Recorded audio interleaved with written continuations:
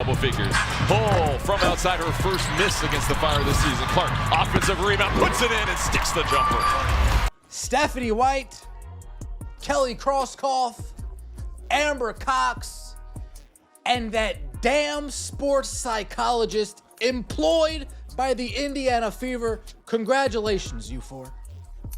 You guys have successfully broken Caitlin Clark. Great job. You guys have tried your damnedest to turn her into a role player. You guys have tried your damnedest to just make her, take a step back.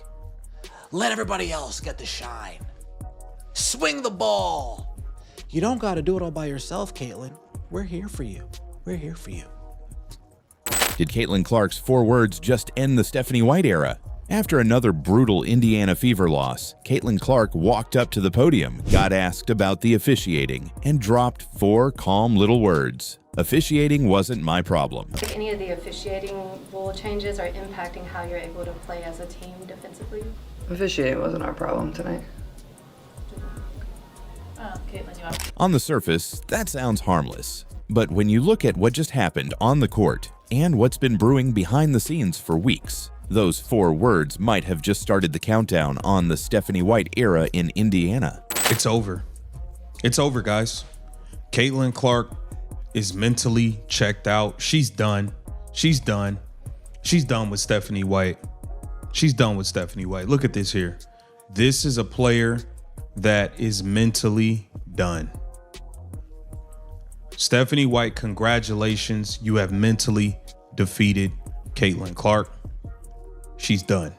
This thing is over. I'm letting it be known once again. I'm rooting for Caitlin Clark 100%. While rooting for Caitlin Clark, I will be rooting for the Indiana Fever to lose games in order to get Stephanie White fired. I am done with this crap. It's over. We should never see Caitlin Clark like that. This is the greatest thing she is the greatest thing that has ever happened to this league. And Stephanie White has done everything she can to completely ruin her. Look at that. Because this wasn't a random slip in a press conference. It was the latest crack in a relationship that's been falling apart for weeks. From bizarre substitution patterns to an epic contract extension she refuses to sign, to insiders whispering that things have turned shockingly cold. So the question is simple. Did those 4 words just end the Stephanie White era, or are we all reading too much into it? Growing speculations that Caitlin Clark wants out of Indiana by any means necessary. This is the word on the street. Fever insiders are allegedly leaking information that Connor is no longer at Butler. And Butler is definitely stunned that he basically resigned allegedly from his position. There is growing notion that Caitlin Clark is not about to sign that epic deal, the same deal that Aaliyah Boston signed this season. Let's start with the night everything boiled over. Caitlin actually opened that game in Portland, doing exactly what you expect from her. In about 3 minutes, she had 2 points, 3 assists, a rebound, and the Fever were up 8-4. She was in control of the pace, finding teammates, reading the floor, the usual Caitlin Clark script. And then, out of nowhere, with around 6.5 minutes left in the first quarter, Stephanie White pulls both Caitlin and Aaliyah Boston. Your 2 offensive engines are suddenly sitting on the bench. Okay, Joe, while there are many moments of frustration for the Indiana Fever in their 184 loss to Portland Fire Saturday night, the one that got the most attention involved the sideline exchange between Caitlin Clark and Stephanie White.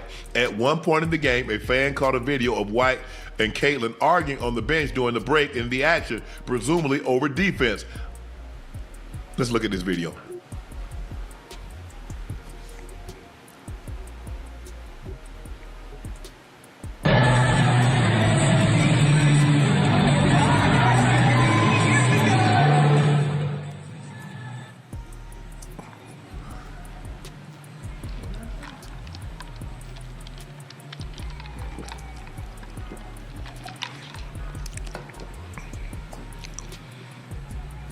Portland immediately responds with a 13-2 run. That 8-4 lead turns into a 17-10 deficit before Caitlin even gets back on the floor. The entire momentum of the game flips while your franchise player watches from the sideline. After the game, when White is asked what changed, she doesn't mention the substitution. She says Portland was the hungrier team, that their competitive spirit was better. She points to Boston being on a minutes restriction and calls it a typical substitution pattern for when they take Caitlin out too. Portland took time out, kind of just flipped the script. Just what changed either on their end or on your end?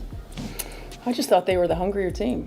I thought that they played with a relentless, effort, a relentless pursuit to get to what they wanted, to be disruptive on defense, to get to their spots on offense. I thought their competitive spirit was better than ours. And Caitlin had 3 assists in the first 3 minutes of the game. Then both her and Aaliyah checked out, I think, around the 6:30 mark. Then Portland went on a 13-2 run. Just what was the reasoning for checking them out, or did either of them request a sub? Well, AB's still on a minutes restriction, so she's coming out. And typically that's around the same time that we've been taking Caitlin out before. We didn't in Golden State just because, quite honestly, we didn't Raven in that environment without another ball handler on the floor. So that's been our typical substitution pattern. In other words, nothing to see here. This is just the plan. But that's exactly the problem. When your plan is to pull your best player 3 minutes into a game she's already controlling, and you stick to that plan no matter what the court is screaming at you, that's not coaching. That's management by routine. If I'm CBS, if I'm NBC, if I'm USA, if I'm any of these networks that agreed to say, you know what, we'll take some WNBA, but we want the Indiana Fever. And that's the version of the Indiana Fever you're going to get. What we just saw yesterday, that's the version of the Indiana Fever that we're going to get. The Stephanie White ball. Caitlin Clark not going rogue. When Caitlin Clark goes rogue, yeah, these networks get exactly what they asked for. They get exactly what they get every penny of what they asked for. But when she doesn't go rogue, when she plays within the system, when she gets subbed out 3 minutes into the game, and then plays for a few minutes, then subbed out again, and then plays for a few minutes, then subbed out again, well, they don't get what they're asking for. Caitlin Clark looked beat down on that bench. And I don't think it's the outside noise. Please. It's inside the building. It's inside the house. It's the coach. It's the general manager. It's the president. And it's the sports psychologist convincing her that all 3 of them are right in what they're doing. A real coach reads the game, recognizes when a star is locked in, and keeps her out there until the other team solves the problem. That didn't happen. Now fast forward to the press conference. A reporter asks Caitlin if the new officiating rules are affecting how the Fever can defend. It's the perfect setup for a rant. Nobody in this league has more reason to torch the refs than Caitlin Clark. She gets bumped, grabbed, and hit every single game. Clips of her getting hammered with no whistle are all over social media. Instead, she looks at the reporter and says calmly, "Officiating wasn't our problem tonight." If any of the officiating rule changes are impacting how you're able to play as a team defensively? Officiating wasn't our problem tonight. Caitlin, you have. That's it. 4 words. She doesn't take the bait. She doesn't turn it into a ref story. She takes officiating off the table completely. So if the problem wasn't the refs, what was it? Everyone who watched that game already knows the answer. The rotations, the philosophy, the way this team is being run. Those 4 words didn't protect the officials. They silently redirected blame back toward the bench. She never says Stephanie White's name. She doesn't have to. The truth is, this isn't about one substitution in one game. It's about a system that seems designed to mute the very things that make Caitlin Clark Caitlin Clark. They're whispering things to each other. This is after the crash out. This is after all of that. You see it. Caitlin Clark's like, yo, we gotta get this idiot the hell out of here. We gotta get this idiot out of here. Aaliyah, I will not be signing my epic deal if this stupid lady is still here. You will be here on your own, Aaliyah. I am not signing an epic deal at all. I will leave. That's probably what she was whispering to her. I hope that's what she said to Aaliyah. I'm done with this. I'm done with this. I want nothing to do with this lady. Look at it. They're 100% talking about this situation with Stephanie White. She's done. She's done. I mean, you checking them both out with 6.5 minutes left in the first quarter, ridiculous.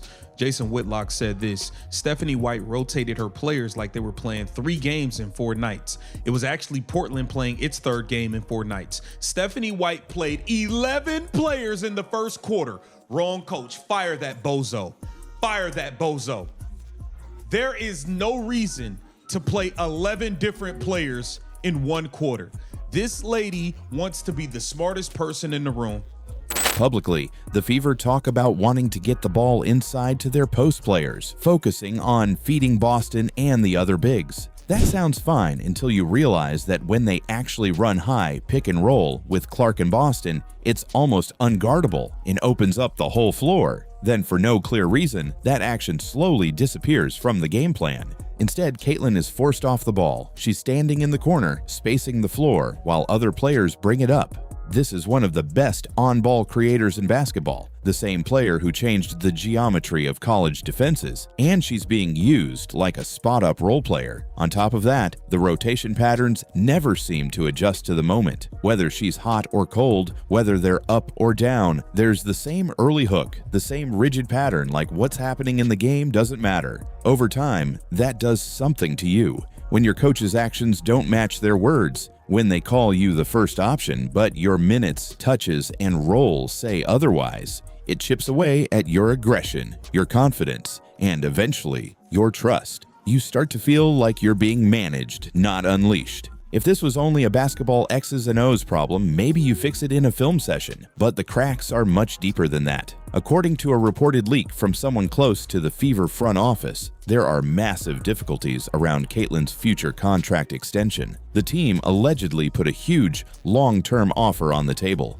the same kind of epic deal that Aaliyah Boston has already signed, and Caitlin has simply not signed it. On Boston's podcast, Aaliyah proudly mentions being locked in through 2029. Caitlin's response: she shrugs and reminds everyone she's only signed through next year. No joking about a decade in Indy. No, I'm here for life. Just a cold, factual reminder of her leverage. Insiders describe the relationship between Clark and the front office as shockingly cold and strange, saying something was said that damaged trust in a way that may not be fixable. This isn't just about money anymore. It's about a fundamental breakdown between a superstar and the people running her franchise. Then there's the detail that made a lot of people sit up straight. Her boyfriend, Connor McCaffrey, reportedly resigning from his coaching job at Butler, with the staff stunned and no clear new position lined up in Indianapolis. The speculation is obvious. He's clearing his schedule because they don't expect to be tied to Indy long term. Alleged? Yes. Coincidence? Maybe. But when you put it next to the unsigned extension, the cold relationship, and the on-court frustration, the picture starts to look very different. Here's what makes this situation so dangerous for the Fever. They're acting like Caitlin Clark is just another rookie in a rebuild. The rest of the league knows she's the engine of their entire business model. Networks did not pay premium money to watch her sit 3 minutes into the first quarter. They paid for deep threes from the logo, ridiculous passes, and the chaos she creates when everything runs through her. When you deliberately stifle that to run conservative post-entry sets, you're not just failing your star, you're working against the long-term financial interests of the entire league. If she keeps refusing that extension and plays this out, she can hit free agency around 2028, and teams will start clearing cap space years in advance just for a chance to pitch her. The balance of power flips completely. At that point, the question won't be, what can Caitlin do to fit the Fever? It'll be, what can a franchise do to build everything around her from day one? So, did Caitlin Clark's 4 words just end the Stephanie White era? Not officially.